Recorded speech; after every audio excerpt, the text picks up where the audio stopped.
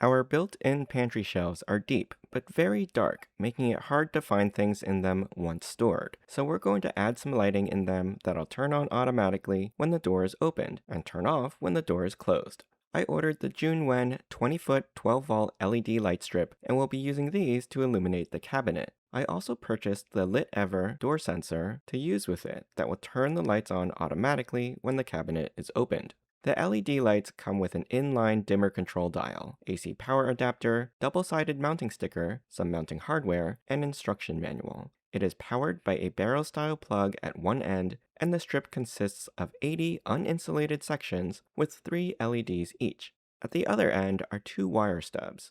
The dimmer controller plugs into the connector at the end of the light strip, and the AC adapter connects to its other side. To turn the lights on, just turn the dial clockwise and adjust the brightness to your liking. The controller is able to switch off the light by rotating it past the lowest setting until it clicks. These are the Lit Ever door sensors. They come with several adhesive wire clips, double-sided mounting stickers, and an installation guide. The sensor measures 1.5 inches long, half an inch wide, and 0.14 inch thick. It has 2 cables, one male and one female, so you can connect the sensor to an LED strip light and its AC power adapter.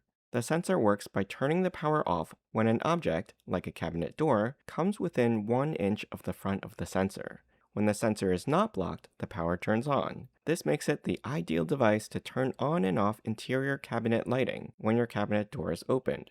You can daisy chain the analog dimmer by connecting it between the light strip and the sensor. Just make sure the dimmer is set to on at the brightness level that you prefer so that the light will turn on at that setting when the sensor is activated. First, I'll need to install the LED light strip around the perimeter of the cabinet opening, so I've removed all the shelving inside. I'll be adhering the light strip to the back side of the face frame so that the lights face into the back of the cabinet. The door sensor will be attached to the upper left-hand corner of the frame, about half an inch back from the outside, so I'll need to install a small block behind the frame for support.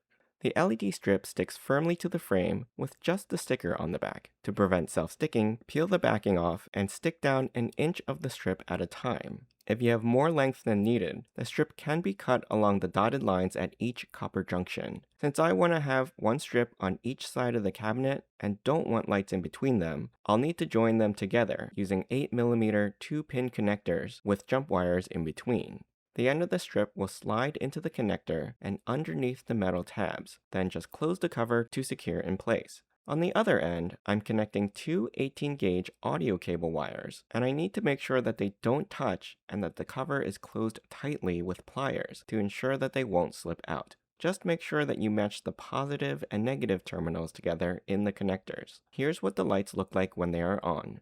They go from top to bottom of the cabinet on both sides, with no lights in between them along the bottom. And you can see here, I fed the unlit jumper wires through the bottom of the cabinet so they can be hidden and tucked behind the trim. Now I'll install the door sensor by cutting the included adhesive sticker to size and positioning the sensor on the block we installed earlier, about half an inch back from the door's interior surface. Then I put all the shelves back, and you can see that they're fully illuminated from top to bottom. When the door sensor is blocked, after closing the door, the lights turn off automatically. So now, even at night, without any other lights on, when we open this cabinet, we can see everything inside, from front to back of each shelf, which is exactly what we wanted. I hope you enjoyed this DIY video. You can ask me any questions in the comments. I'll put links to the products I used in the description below. Don't forget to subscribe to my channel, and join me next time.